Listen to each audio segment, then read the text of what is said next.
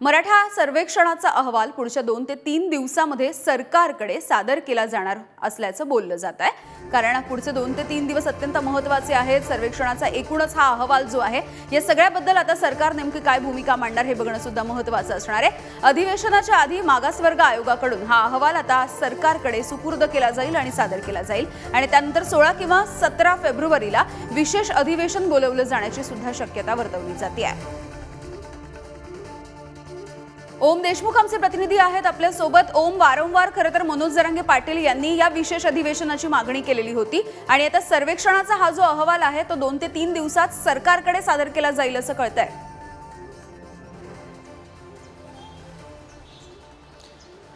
यामिनी, ज्याप्रमाणे मराठा समाजाच्या वतीनं मागील काही महिन्यांपासून मराठा आरक्षणाच्या संदर्भात कुणबी प्रमाणपत्र देण्यात यावीत आणि कुणबी म्हणूनच आम्हाला ओबीसीच्या कोट्यातून आरक्षण देण्यात यावे याबाबत मागणी केली जाते, त्या अनुषंगानं सरकारकडनं हे प्रयत्न केले जात आहेत। मनोज जरांगे पाटील यांच्या उपोषणाचा 10 तारखेपासूनची सुरुवात झाली आहे।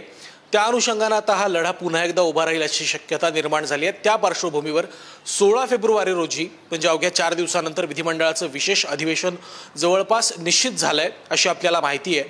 या अधिवेशनामध्ये मागासवर्गीय आयोगाचा अहवाल सादर केला जाईल, जे संयुक्त अधिवेशन होईल त्यामध्ये, आणि ज्या काही तरतुदी आहेत त्याबाबत या अधिवेशनामध्ये चर्चा होईल। जे विधेयक मांडण्यात ज्या विधेयकाची चर्चा आहे ते विधेयक सुद्धा या अधिवेशनामध्ये मांडलं जाईल, पारित केलं जाईल।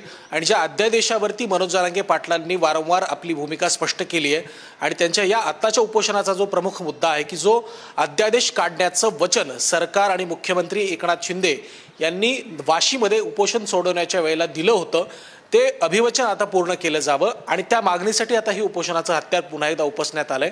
आपण पाहिलं असेल की ओबीसी आरक्षणावरून, ओबीसीच्या कोट्यातून आरक्षण देण्याच्या या मुद्द्यावरून मराठा आणि ओबीसी नेत्यांमध्ये जे वाद सुरू आहेत ते आता अधिकाधिक तीव्र होत चाललेत। त्या पार्श्वभूमीवर हे जर अधिवेशन बोलवलं गेलं तर त्या अधिवेशनामध्ये निश्चित स्वरूपात काय घडतंय हे पाहणं सुद्धा तितकंच महत्त्वाचं आहे। आणि सगळ्या गोष्टींवरती ओबीसी नेते कशा प्रकारे रिॲक्ट करतायत हे पाहणं देखील महत्त्वाचं ठरणार आहे। धन्यवाद ओम या सगळ्या अपडेटसाठी।